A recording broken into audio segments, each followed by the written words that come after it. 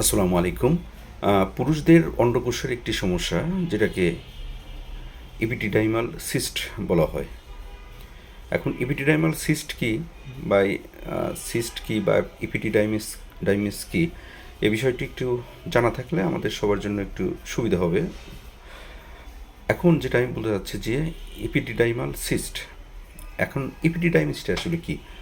ছেলেদের যে অন্ডকোষ রয়েছে সেই অন্ডকোষের পিছনের দিকে একটা টিউব লাইক স্ট্রাকচার থাকে।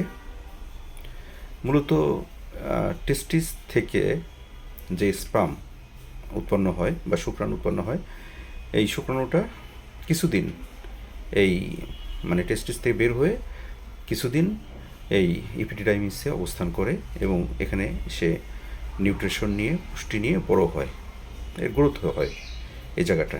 এই জন্য ইপিডিডাইমিস জায়গাটা কিন্তু গুরুত্বপূর্ণ একটি জায়গা। এখন এই ইপিডিডাইমিসেও কিন্তু সিস্ট হয়। এখন সিস্টটা কি? সিস্ট হলো মূলত একটা থলের মতো একটা জিনিস যার মধ্যে ফ্লুইড থাকে। আমরা এটাকে ফ্লুইড ফিল্ড স্যাক বলি, অর্থাৎ যে থলির মধ্যে ফ্লুইড রয়েছে।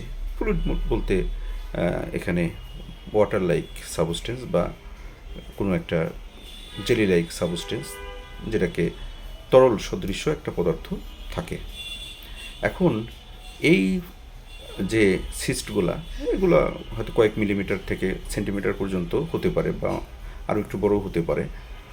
এখন এই সিস্ট যদি এই ইপিডিডাইমিসে থাকে, তাহলে ইপিডিডাইমিসের যে সামগ্রিক পরিবেশ এটা কিন্তু নষ্ট হয়ে যায় বা এখানে নানা ধরনের সমস্যা দেখা দেয়। বিশেষ করে যে স্পামগুলো এখানে এসে অবস্থান করে সেই স্পামগুলো নষ্ট হয়ে যেতে পারে বা এখানে একটা অবস্ট্রাকশন সৃষ্টি হতে পারে, যার কারণে টেস্টিস থেকে ইপিডিডাইমিসে শুক্রাণুটা আসলো বা শুক্রাণুগুলো আসলো, কিন্তু এটা দেখা গেলো পরিবাহিত হয়ে সেটা আর যেতে পারছে না। হ্যাঁ, এর কারণে কি হয়? অবস্ট্রাকটিভ যে অ্যাজোস্পার্মিয়া বা অলিগোস্পার্মিয়া বা পুরুষ যে বন্ধ্যাত্ব, এ ধরনের সমস্যা সৃষ্টি হয়ে থাকে বা আরও নানা ধরনের সমস্যা এই ইপিডিডাইমিসের যে ইপিডিডাইমাল সিস্ট রয়েছে এর কারণে হতে পারে। এজন্য আমি বলবো, কারো যদি পরীক্ষা নিরীক্ষায় এপিডিডাইমাল সিস্ট ধরা পড়ে, তাহলে আপনারা দ্রুত হোমিওপ্যাথিক চিকিৎসা গ্রহণ করুন। আমি আমার প্র্যাকটিস লাইফে অসংখ্য রোগীর ক্ষেত্রে দেখেছি যাদের এপিডাইমিসটা মানে এপিডিডাইমাল সিস্টটা খুব একটা বড় না, হয়তো 10 মিলিমিটারের নিচে রয়েছে।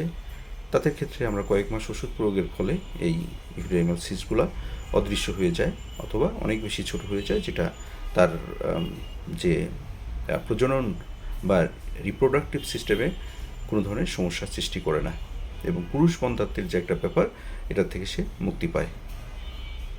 তাহলে আজকে এ পর্যন্তই। সবাইকে ধন্যবাদ।